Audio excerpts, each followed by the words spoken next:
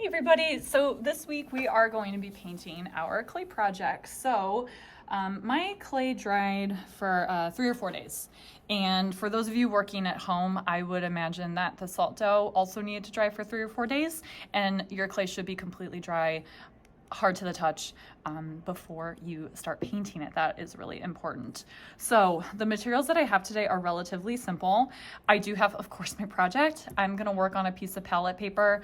I'm gonna put my paint here, but it's also gonna keep the table from getting too dirty when I'm painting. Of course, I have a brush, a cup of water. I do have the paint off the screen just for space, along with a paper towel. So when you're doing this project, you really want to do some color mixing in order to make sure that you are getting realistic colors for the food that you chose to create for this project. That is really important. And then you're also going to notice that painting a sculpture is significantly different, from painting on a piece of paper, because you have to get things like the edges. You really do have to make sure that you are working neatly. So take your time, make sure that you grab a small brush in order to do this.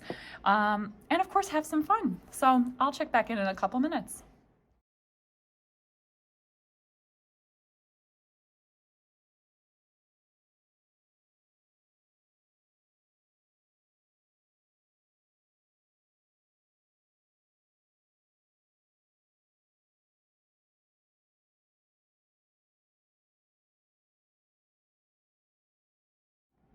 All right, so I have finished painting my pie, and I also let it dry a little bit, which means at this point we can put them onto our plates, or for some of you, you might be putting them into a bowl in order to help make it look like actual food.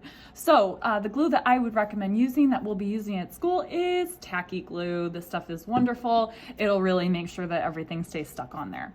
So for the plate, I have a thicker paper plate. I have a couple different sizes, but mine's not very big, so I think it will fit pretty well right here. So I'm gonna go ahead and flip it for just a moment. You'll notice I did not paint the bottom. That's not necessary since we are gluing them down. I'm going to drizzle a little bit of glue onto the bottom, flip it and stick it. And then really and truly, the most important part with this is to just let it dry. Of course, if you pull it off right now, it's going to come off. That's because the glue is still wet. All right, so after you have glued it down, the next thing that you want to do is pull out your checklist.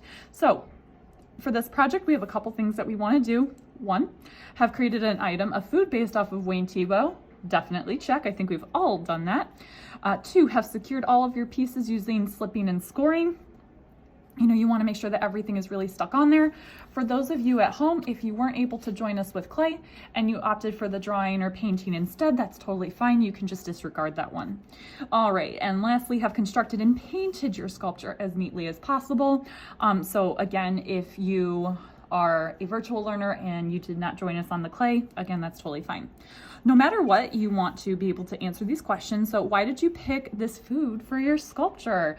Maybe it's your favorite, maybe you just thought it would be fun to create. As I believe I mentioned, apple pie is my favorite dessert. I opt for apple pie instead of cake for my birthday, which is right around Thanksgiving, so I love apple pie. All right, so the second question, what did you learn about working with clay during this project? So guys, whether or not you were at school or working from home, I hope that you can answer this question about clay no matter what.